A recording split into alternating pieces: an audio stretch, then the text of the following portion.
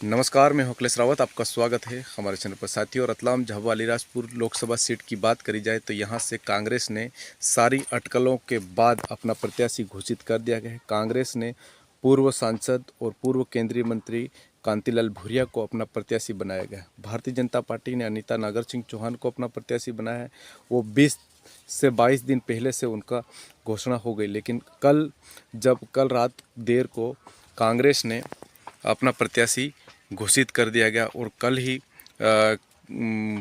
भारत आदिवासी party ने बालू Singh गामड़, engineer बालू सिंह गामड़ को अपना प्रत्याशी बनाएगा। तो यहाँ पर तीनों पार्टियों ने अपने अपने प्रत्याशी घोषित कर दिए।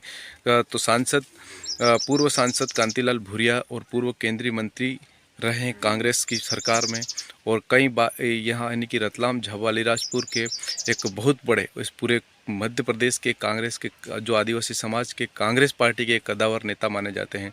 और उनको इस पूरे क्षेत्र में, पूरे रतलाम झाबुआ और अलीराजपुर, इन तीनों जिलों का इनको पूरा अच्छा खासा अनुभव है। कई बार के यहाँ से सांसद रह चुके हैं और कई कार्य भी उन्होंने किए हैं। तो आपने देखा होगा कि कई सारी अटकलें हुई कि जीतू पटवारी, जो कि प्रदेश अध्यक्ष कांग्रेस के हैं, वो चाहते थे कि किसी युवा को मौका दे, लेकिन फिर भी कांतिलाल भूरिया ने यहाँ से लॉबिंग करी। वो कि सारे पूरे ज़िलों में गए, चाहे भारत जोड़ो न्याय यात्रा हो, चाहे तमाम जो पार्टी के कार्यक्रम हो, चाहे कुछ भी ऐसे छोटे बड़े कार्यक्रम, चाहे रैली हो, चाहे ऐसे अभी जो आपने देखा होगा कि जो आदिवासी समाज का लोक सांस्कृतिक पर्व भगोरिया चल रहा है, इसमें हर प्रत्येक हाट बाज़ार में वहाँ गए, जुलूस निकाले। ऐसी तमाम जो पार्टी से उनको पहले से संकेत मिल गए थे।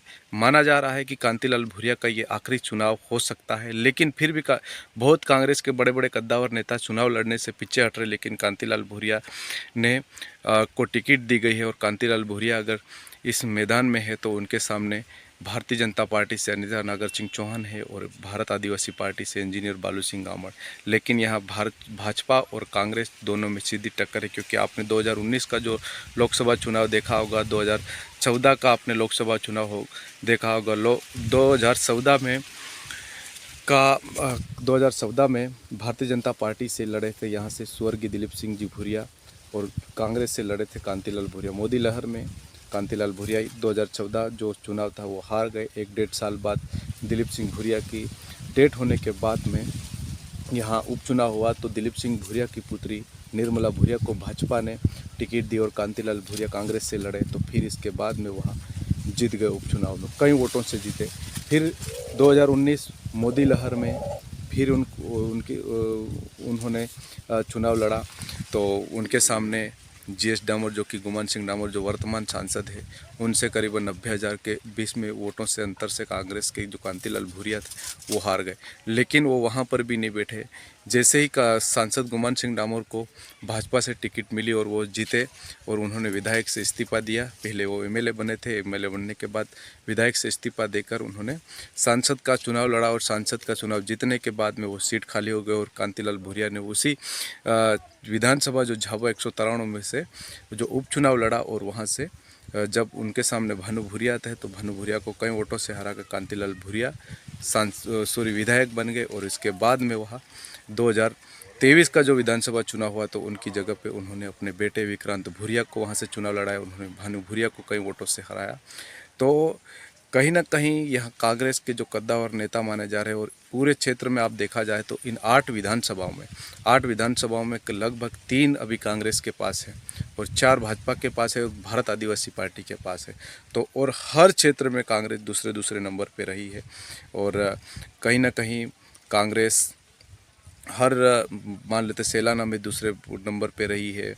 अलीराजपुर में 4,000 के समथिंग वोटों से हारी है कांग्रेस, और थांदला में 1,500 से अधिक वोटों से जीती है, और जोबट में खुद विधायक है। तो ऐसे ही जो पेटलावद में 6,000 के आसपास में वाल सिंह मेड़ा जो कांग्रेस से हारे हैं, कांग्रेस थे तो वो हारे हैं। तो कहीं ना कहीं रतलाम ग्रामीण हो, रतलाम शहरी हो, तो आपने देखा होगा कांग्रेस दूसरे नंबर पे रही है। तो यहाँ ये जो चुनाव हो रहा है एक बहुत दिलचस्प चुनाव होगा, क्योंकि कहीं ना कहीं एक कद्दावर नेता कांतिलाल भूरिया का आखिरी चुनाव हो सकता है और उनके सामने भाजपा की अनीता नागर सिंह चौहान है। अब देखते हैं क्या क्या होता है, पलड़ा किसकी ओर जाता है।